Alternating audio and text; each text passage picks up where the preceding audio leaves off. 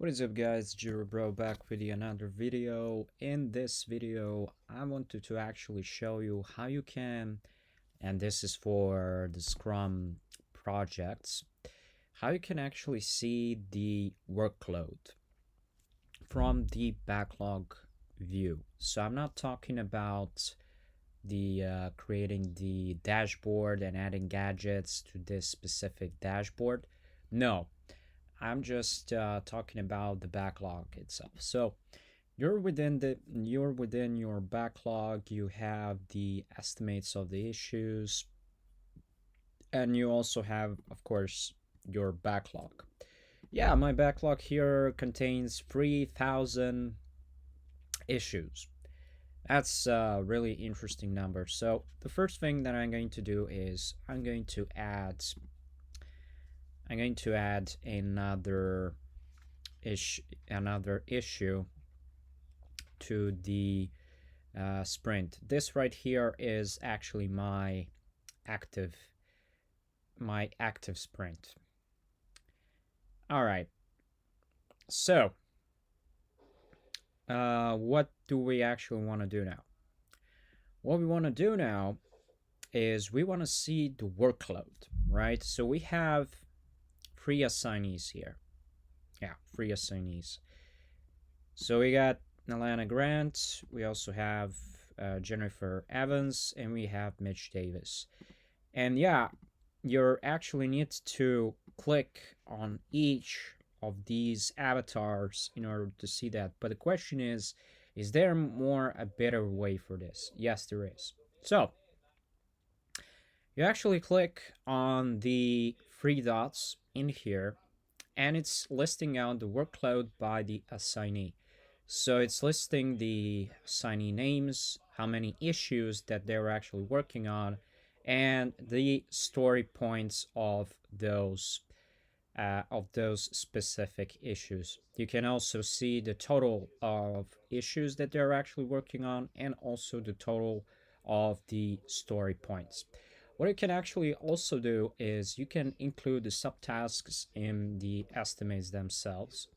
So what actually adds is another column that is of course called the subtasks, and also it as the subtasks as well. Let me see in here if I have some subtasks. Let me see. Yeah. Okay, so first of all, I need to be able to move down a bit. That would be great. Yeah, if you see me doing this, I'm doing this because I didn't actually connect my mouse, so I'm doing this with a keyboard. Alright, so first of all, we have a lot of issues in here, okay? So, what I want to see in here, so I have initiative and I also have a story as well. So those are actually the 2 types that I have. So it seems that this project is not using the subtasks at all. So I'm going to check this. If I go to my project settings, within the project settings, let me go. Yeah, it is using the tasks, but it's now showing the issue type of initiative. Okay, that's interesting. The another, let us go like this. So I'm gonna go with a basic one. I'm gonna go with the project, and I'm also looking for subtasks, issue types. Let's go with the subtasks. And it's saying no issues were found matching your search. So yeah, indeed, subtasks are not included within this specific project.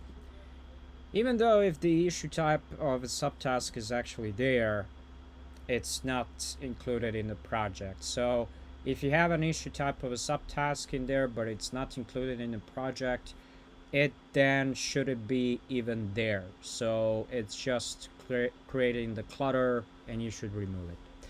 But back to our main story in here is that indeed you can have this workload by the assignee within your Scrum project, within your backlog, without the need to actually create the gadget that is going to be used on your dashboard. Yeah, so that is about it. Don't forget to like, share, and subscribe to the channel as well. See you guys in the next video. Bye bye.